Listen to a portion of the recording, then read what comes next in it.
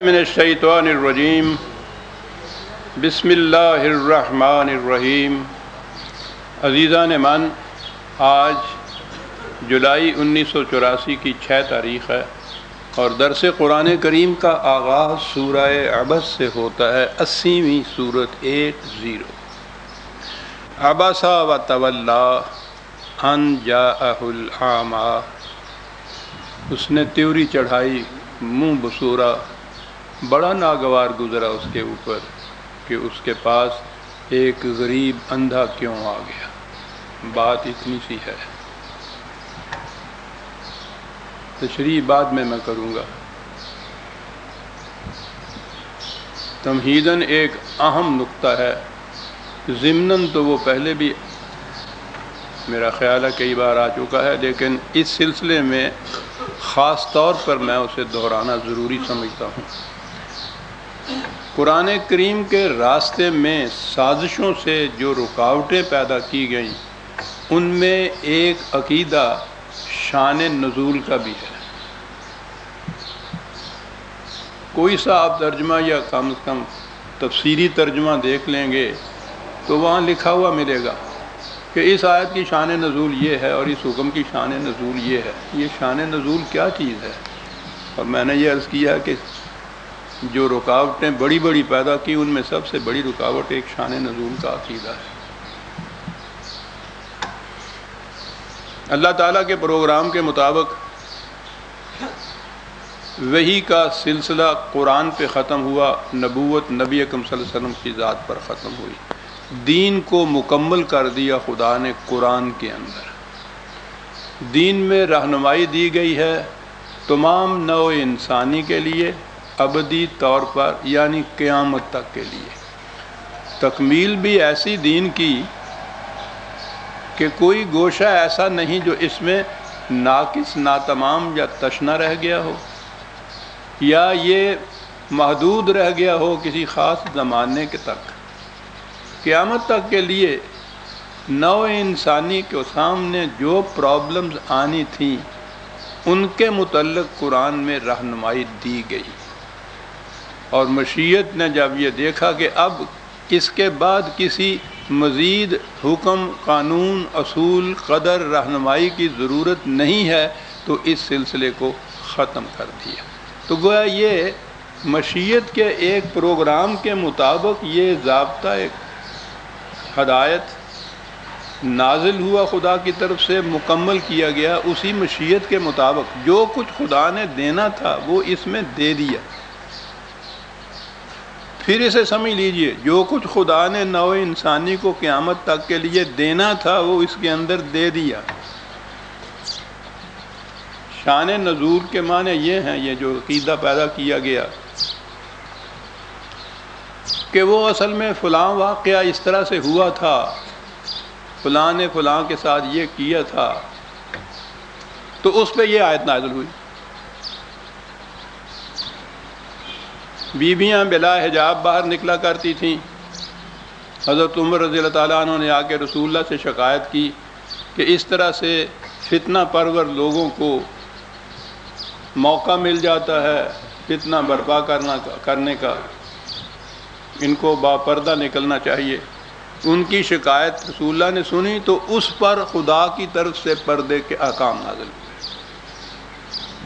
ایک مثال میں نے یہ دی ہے، آپ دیکھیں گے قرآن کی ان چیزوں میں اکثر ہوگا کہ اس کی شان نزول یہ ہے، اس کی شان نزول یہ ہے۔ اب ذرا غور سے سمجھ لیجئے، یہ آخری بار آخری پارے میں باتیں آ رہی ہیں، آپ کے کام آئیں گی۔ بات یوں ہوئی کہ اگر یہ واقعہ نہ ہوتا تو یہ آیت نہ اترتی۔ سیدھی سی بات، یعنی یہ قرآن کسی خاص اللہ تعالیٰ کے پروگرام کے متحد رہنمائیاں نہیں اس میں دی گئیں، بلکہ یہاں دنیا میں انسانوں نے کچھ آپس میں واقعات کیے تو ان واقعات کی وجہ سے خدا کی طرف سے ایک حکم آ گیا۔ تو اگر یہ واقعہ نہ ہوتا تو یہ حکم بھی نہ آتا۔ پھر سوچ لیجئے کہ قرآن کریم کا ضابطہ مشیت کے کسی پروگرام کے مطابق اس طرح سے مرتب ہو کر وہی نہیں ہوا، بلکہ وہ لوگوں نے مجبور کر دیا کہ ایک وحی اس کے مطابق اترا کرے۔ اس واقعہ کی وجہ سے واقعہ وہ نہ ہوتا وہ وہی بھی نہ آتی، اور قرآن نے وہ واقعی تو بیان نہیں کیا، اس کے مطابق جو رہنمائی دینی تھی انسانوں کو وہ رہنمائی دی ہے۔ جتنے بھی قرآن کریم نے خود واقعات بیان کیے ہیں سابقہ کے، انبیاء گزشتہ کے، جتنے بھی واقعات بیان کیے ہیں ان کا مقصد وقایہ نگاری نہیں ہے، بلکہ ان کے ضمن میں ان پر مبنی وہ ابدی احکام دیے ہیں، ہدایات دی ہیں، اقدار دی ہیں جو دین کا مقصد تھا اور یہ سارا قرآن نے خود کر دیا۔ وہ واقعات بھی بیان کر دیے، وہ ان امتوں کے احوال و قوائف بھی بیان کر دیے، انبیاء کی سرگزشتیں بھی دے دیں، اس لیے کہ ان کے ساتھ یہ سارے احکام و اقدار وابستہ تھے، وہ مکمل کر دیا۔ اب جہاں قرآن نے خود نہیں کسی چیز کے متعلق کچھ کہا وہ ان لوگوں نے پورا کیا کہ یہ واقعہ ہوا تھا اس لیے یہ حکم نازل ہوا۔ پھر دہرا دوں کہ اگر یہ واقعہ نہ ہوتا تو یہ حکم ہی نہ آتا۔ تو قرآن کی رہنمائی یا قرآن کے احکام بیشتر مجموعہ ہیں ان واقعات کے اوپر جو چیزیں دی گئیں ان سے۔ یہ واقعات نہ ہوتے تو قرآن آدھا رہ جاتا۔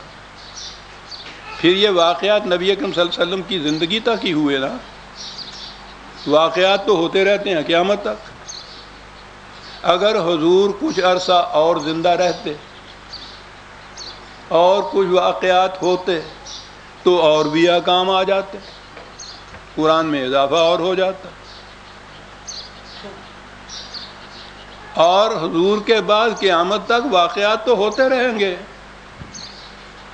نبوت ختم ہو گئی اور جو چیزیں موجب بنا کرتی تھیں خدا کی طرف سے وحی کی نزول ہونے کا، وحی کے نزول کا، وہ واقعات تو ہوتے رہیں گے۔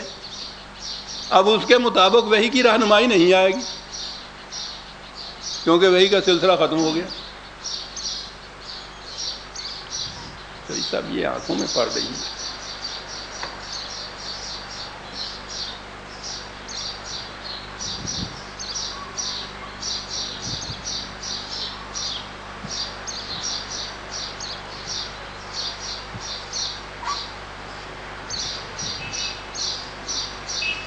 آپ نے غور فرمایا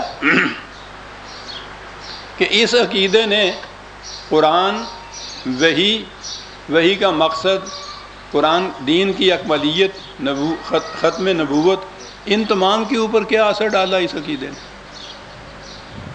اب واقعات ہوتے رہیں، اب وحی نہیں آ سکتی کیونکہ خدا نے نبوت کو ختم کر دیا، اور جو چیزیں موجب ہوتی تھیں اس رہنمائی کے نازل ہونے کی وہ واقعات ہوتے رہتے ہیں۔ تو جو رہنمائی آئی وہ محدود ہو کے رہ گئی اس خاص واقعہ سے۔ اس واقعہ کو سامنے لائیے تو پھر سمجھ میں آئے کہ یہ معنی کیا ہیں اس خاص حکم کے، وہ تو اس واقعہ کی نسبت سے معنی متعین ہوں گے نا، کہ یہ بات انہوں نے کی تھی، اس کے متعلق یہ وحی آئی ہے۔ تو قرآن تو محصور اور محدود ہو کر رہ گیا ان واقعات پر۔ فہم قرآن مبنی ہوا ان واقعات کے اوپر، اور یہ واقعات قرآن کے اندر درج نہیں ہیں۔ یہ کہاں ہیں؟ 250 سال بعد کی روایات میں، 300 سال بعد کی تاریخ میں۔ وہ بزرگوار بخارا سے تشریف لائے، انہوں نے آ کے یہ جمع کی، کوئی نشا پور سے آئے، کوئی ترمذ سے آئے، سارے ایران سے آئے۔ وہ انہوں نے یہ شان نزول کے واقعات انہوں نے دیے اپنے ہاں۔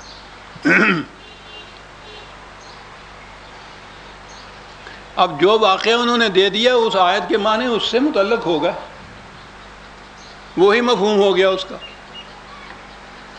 پابند کر دیا قرآن کے ان رہنمائیوں کو ان واقعات کے ساتھ جو انہوں نے اپنے ہر روایات میں درج کیے۔ تو آپ نے غور فرمایا کہ قرآن کے ساتھ اس ایک عقیدے